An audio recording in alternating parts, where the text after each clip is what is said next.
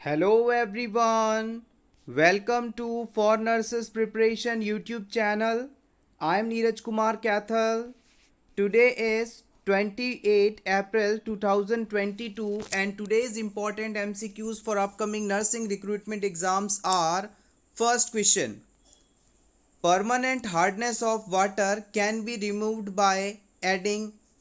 आपको बताना है परमानेंट हार्डनेस को रिमूव करने के लिए किस सब्सटेंस का इस्तेमाल किया जाता है: chlorine, washing soda, bleaching powder या potassium permanganate.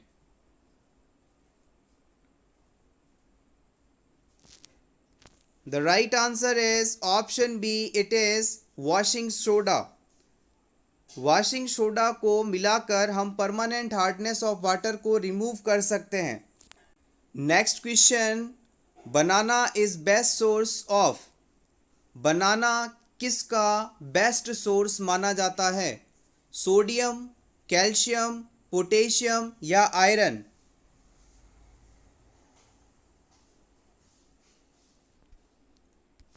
The right answer is option C, it is potassium. Banana में पोटेशियम पर्याप्त मात्रा में पाया जाता है। हमारी बॉडी में पोटेशियम का लेवल नॉर्मली 3.5 से 5.2 के बीच होना चाहिए। पोटेशियम की कमी या अधिकता होने से हार्ट पर इफ़ेक्ट सबसे ज़्यादा होता है और अचानक यदि किसी पर्सन को पोटेशियम आईवी रूट से रैपिडली दे दिया जाए तो उसकी डेथ तक हो सकती है। Next question, projectile vomiting is a clinical feature of which gastrointestinal condition. Previous exam में इस क्वेश्चन को कई बार पूछा गया है, इंपॉर्टेंट है। प्रोजेक्टाइल वॉमिटिंग में आपको कौन सा फीचर देखने को मिलता है ये आपको बताना है: tracheo oesophageal fistula, cleft lip and palate, pyloric stenosis, anorectal malformation.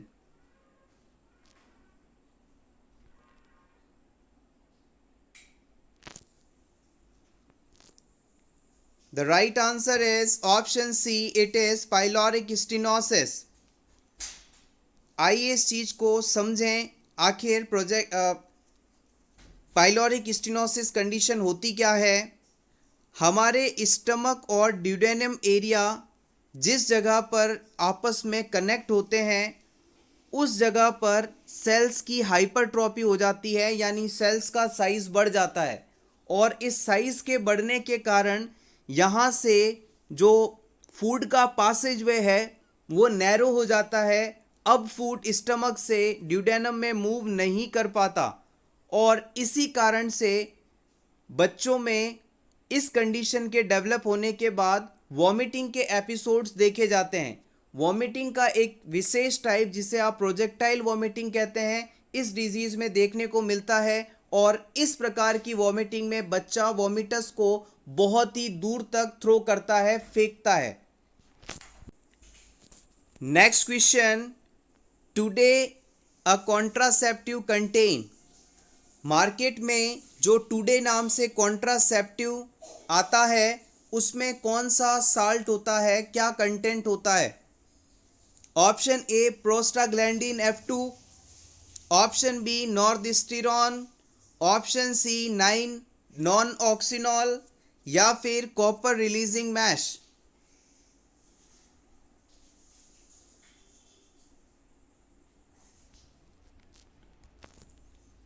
The right answer is option C 9 nonoxynol. Today नाम से जो कॉन्ट्रासेप्टिव डिवाइस आता है उसमें 9 नॉन ऑक्सीनॉल सब्सटेंस होता है। Next question, when a stomach is inactive pyloric sphincter is. जब किसी पर्सन में स्टमक इनएक्टिव होता है यानी उसमें किसी भी प्रकार की मूवमेंट्स नहीं हो रही होती हैं तो उस सिचुएशन में पाइलोरस एरिया में जो स्फिंक्टर पाया जाता है वो कैसा होता है: रिलैक्स होता है, कॉन्ट्रैक्टेड होता है, इट मे बी रिलैक्स्ड और कॉन्ट्रैक्टेड और closed.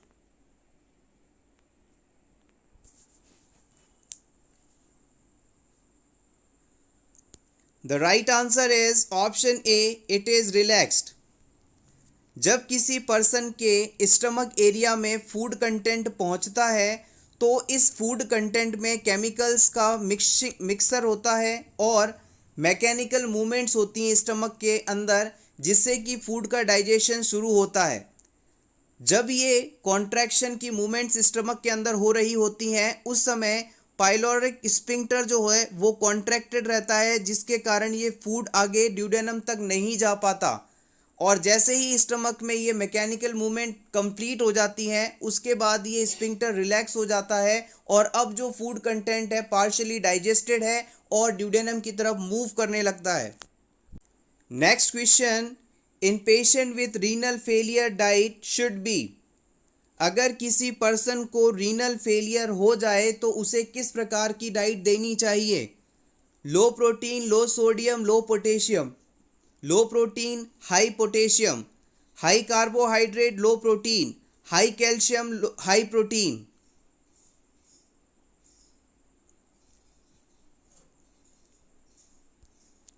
The right answer is option A. हमेशा याद रखिएगा, जिन पर्सन्स की किडनी प्रॉपर तरीके से काम नहीं कर रही है वो उन पेशेंट्स को लो protein, low sodium, low potassium diet देनी सफिशिएंट मानी जाती है। किडनी नाइट्रोजन से बने कंपाउंड्स को यूरिया के फॉर्म में कन्वर्ट करके बॉडी से बाहर निकालने का काम करती हैं। अगर किडनीज प्रॉपर फंक्शन नहीं कर पा रही हैं तो उस सिचुएशन में ये कंपाउंड बॉडी से बाहर नहीं ट्रांसमिट किए जा पाएंगे और पर्सन के अंदर एबनॉर्मलिटी डेवलप होगी। Next question, who is known as father of medicine? Louis Pasteur, Lord Lister, Hippocrates या Darwin? Option C is correct here. Hippocrates को हम फादर ऑफ मेडिसिन के नाम से जानते हैं। Next question, insulin is not administered through oral route because. Insulin को हम ओरल रूट से क्यों एडमिनिस्टर नहीं करते हैं? Option A, it causes GI bleeding. Option B, it causes nausea and vomiting. Option C, it is destroy by GIT. Option D, none of these.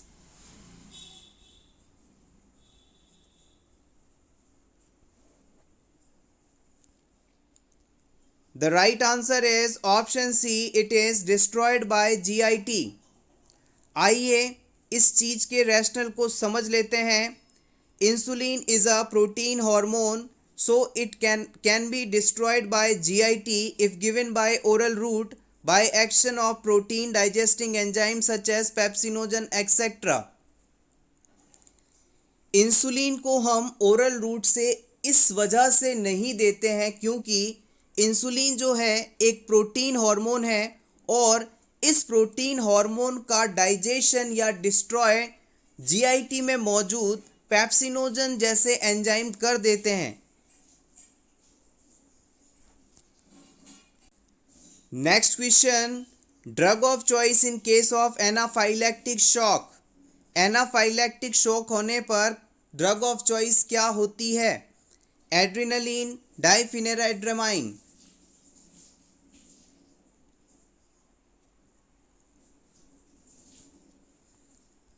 The right answer is option A. Anaphylactic shock होने पर adrenaline को हम as a drug of choice इस्तेमाल करते हैं। Next question, NNT neonatal tetanus can occur due to. Neonatal tetanus किस कारण से होता है? Option A, use of unsterilized blade for cord cutting. Cord cutting में यदि अनस्टेरलाइज्ड ब्लेड का इस्तेमाल किया जाए तो उससे नियोनेटल टेटनस हो सकता है। Option B, application of dirty substance on umbilical stump. Umbilical stump पर यदि कोई डर्टी सब्सटेंस टच हो जाए तो।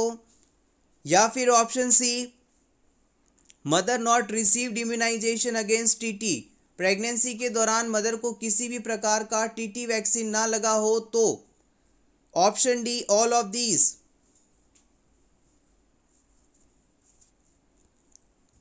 The right answer is option D. याद रखिएगा, प्रेगनेंसी के दौरान यदि मदर को टीटी का इंजेक्शन ना लगा हो, कॉर्ड कटिंग के लिए स्टेरलाइज्ड ब्लेड का इस्तेमाल ना किया जाए, और कटी हुई अम्बिलिकल कॉर्ड यानी अम्बिलिकल स्टंप पर यदि कोई डर्टी चीज टच हो जाए, तो इन सभी चीज़ों के कारण नियोनेटल टिटनेस हो सकता है। इसे हम 8th डे डिजीज के नाम से भी जानते हैं। Neonatal tetanus is a form of generalized tetanus that occurs newborn and caused by Clostridium tetani। Tetanus जो है क्लॉस्ट्रीडियम टिटेनी नामक बैक्टीरिया द्वारा होने वाला डिजीज है। Infants have not acquired passive immunity from the mother having been immunized at risk। जिन बच्चों में mother के द्वारा पैसिव इम्यूनिटी के थ्रू टिटनेस के लिए एंटीबॉडीज़ नहीं पहुंचते, उन बच्चों में इस डिजीज़ के होने की संभावना बहुत ज़्यादा रहती है। It usually occurs through infection of unhealed umbilical stump particularly when the stump cut with a non-sterile instrument। Next question, which of the following disease is known as barometer of social welfare? किस disease को हम barometer of social welfare के नाम से जानते हैं? Leprosy, tuberculosis, malaria या cholera?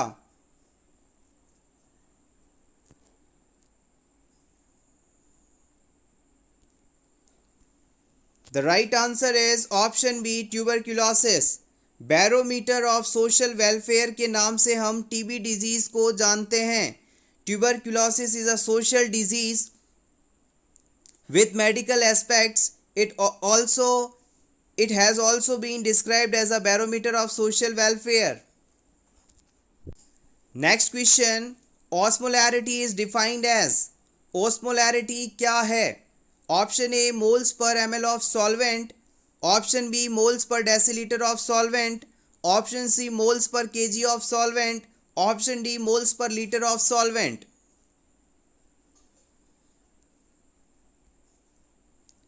The correct answer is option D. 1 litre में कितने मोल सॉल्वेंट मौजूद है, इसे हम ऑस्मोलैरिटी के नाम से जानते हैं। Next question, talipes equinus commonly known as. Talipes equinus को हम और किस नाम से जानते हैं? Club foot, diabetic foot, flat foot या athlete foot?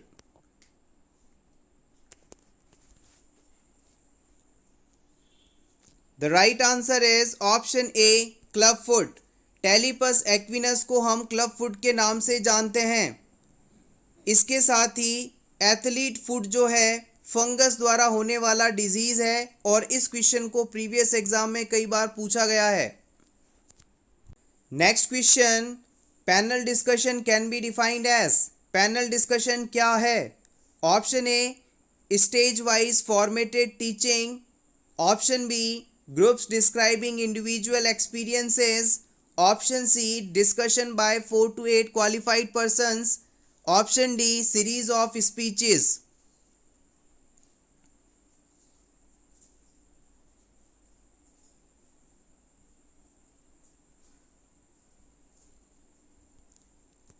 The right answer is option C, panel discussion is a discussion between 4 to 8 qualified person.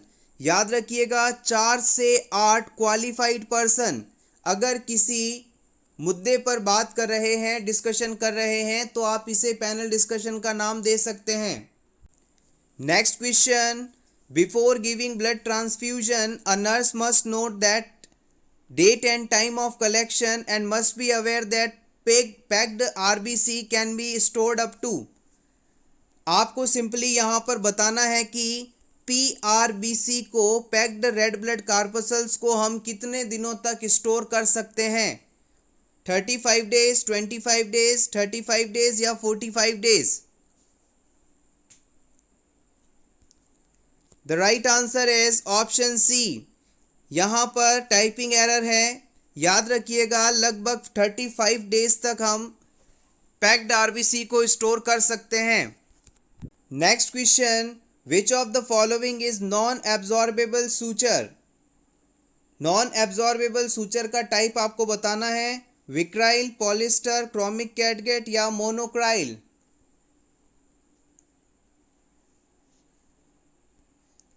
Correct answer is option B, it is polyester. Non absorbable suture वह sutures या thread होते हैं जिनके द्वारा body पर stitches लगाने के बाद कुछ दिन बाद उन्हें मैन्युअली रिमूव करवाना होता है। इसके ऑपोजिट एब्जॉर्बेबल टाइप के सूचर वह सूचर्स होते हैं जिन्हें स्टिचेस के रूप में लगाने के बाद बॉडी के एंजाइम्स उसे ऑटोलाइज करके स्वतः ही डाइजेस्ट कर देते हैं। इन्हें वापस खुलवाने की ज़रूरत नहीं पड़ती। Next question, IDSP is a national programme for except. IDSP एक नेशनल प्रोग्राम है और इसमें किसे इंक्लूड नहीं किया जाता?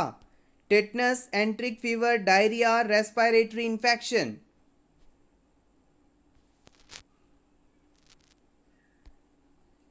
The right answer is option A, it is tetanus. IDSP का फुल फॉर्म है इंटीग्रेटेड डिजीज सर्विलेंस प्रोग्राम और इसे भारत में वर्ष 2004 में लॉन्च किया गया था। Integrated disease surveillance programme. 5% dextrose in water is a type of solution. D5W किस प्रकार का सॉल्यूशन है यह आपको बताना है। हाइपोटोनिक, आइसोटोनिक, कोलॉइडल या hypertonic? The right answer is option B, it is isotonic. जिन सॉल्यूशंस की टोनिसिटी बॉडी फ्लूइड के इक्वल होती है उन्हें हम आइसोटोनिक फ्लूइड कहते हैं और जिनकी टोनिसिटी बॉडी फ्लूइड से कम होती है हाइपोटोनिक कहलाते हैं। और हाइपरटोनिक सॉल्यूशंस ऐसे सॉल्यूशंस हैं जिनकी टोनिसिटी बॉडी फ्लूइड की टोनिसिटी से अधिक होती है। Next question, synthesis of glucose from non carbohydrate source is referred to as. अगर हमारी बॉडी में ग्लूकोज का निर्माण नॉन कार्बोहाइड्रेट सब्सटेंस से हो रहा हो तो इसे आप क्या कहेंगे? ग्लाइकोलाइसिस, ग्लूकोनियोजेनेसिस, ग्लाइकोजिनोलाइसिस या ग्लाइकोजेनेसिस?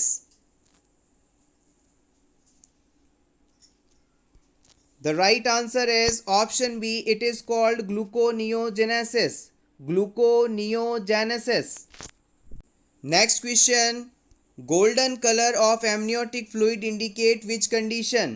अगर किसी प्रेग्नेंट वुमेन में एमनियोटिक फ्लूइड गोल्डन कलर का हो तो ये क्या बताता है?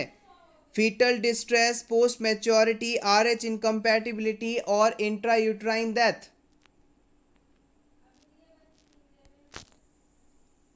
The right answer is option C, it is RH incompatibility. Next question, first case that come to notice of physician is। किसी डिजीज का वह पहला केस जो किसी फिजिशियन द्वारा आइडेंटिफाई किया जाता है क्या कहलाता है? Primary case, secondary case, index case या रेफर केस? प्रीवियस एग्जाम में इसे पूछा गया है, अपकमिंग CHO एग्जाम्स के लिए इंपॉर्टेंट है।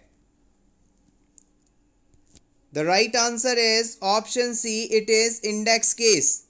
आइए प्राइमरी केस, इंडेक्स केस क्या है इन सभी के बारे में जान लें। Primary case is the first case of communicable disease introduced into the population unit being study. किसी भी डिजीज का पहला केस जिसके द्वारा उस डिजीज का ट्रांसमिशन शुरू हुआ है प्राइमरी केस कहलाता है। गौर कीजिएगा, किसी भी डिजीज का पहला केस प्राइमरी केस कहलाता है। नेक्स्ट हम बात करते हैं सेकेंडरी केस की। Cases that develop from contact with the primary case. Primary case से संपर्क में आने के बाद जब डिजीज जिन लोगों में फैलता है उन सभी को आप सेकेंडरी केस के नाम से जानते हैं। नेक्स्ट टर्म आती है index case. First case that come to notice in investigator. जब किसी इन्वेस्टिगेटर या फिजिशियन के कांटेक्ट में आने वाले पर्सन में इस डिजीज को सबसे पहले डायग्नोज किया जाता है, ये इंडेक्स केस कहलाता है। यहाँ पर गौर कीजिएगा, प्राइमरी केस तो उस डिजीज का पहला केस था लेकिन आइडेंटिफाई नहीं हुआ, लेकिन किसी डिजीज के पहले केस को जिसे फिजिशियन या किसी हेल्थ टीम द्वारा आइडेंटिफाई किया गया हो, इंडेक्स केस कहलाता है। Next question, Hansen disease is also known as, Hansen disease को हम और किस नाम से जानते हैं? जीका इन्फेक्शन, लेप्रोसी, चिकनगुनिया या diphtheria? The right answer is option B, leprosy. याद रखिएगा, जो लेप्रोसी डिजीज है, कुष्ठ रोग है, इसे सबसे पहले हैंसन नामक पर्सन ने डिस्कवर किया था, इसलिए कई बार हम इसे हैंसन डिजीज के नाम से जानते हैं। और ये माइकोबैक्टीरियम लेप्रे नामक बैक्टीरिया द्वारा होने वाला इन्फेक्शन है। लेप्रोसी डिजीज के ट्रीटमेंट के लिए हम डेप्सोन नामक मेडिसिन का मुख्य रूप से इस्तेमाल करते हैं। लेप्रोसी डिजीज के अंदर नर्व टर्मिनल्स, आईज और स्किन मुख्य रूप से प्रभावित होती है। Next question, which degree of burn is less painful, कौन सा बर्न सबसे कम दर्दनाक होता है? Second, first and second, third degree?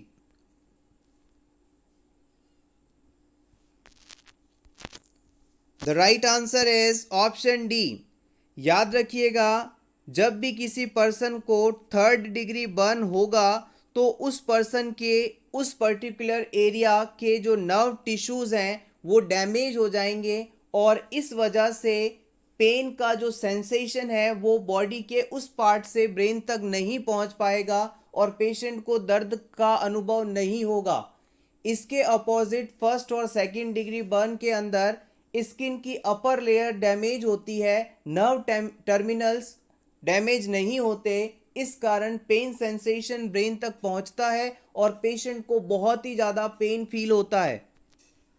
So everyone, ये था हमारा आज का वीडियो। होपफुली आपको ये क्वेश्चन हेल्पफुल लगे होंगे। अगर वीडियो अच्छा लगा हो तो प्लीज़ वीडियो को लाइक कर दीजिएगा।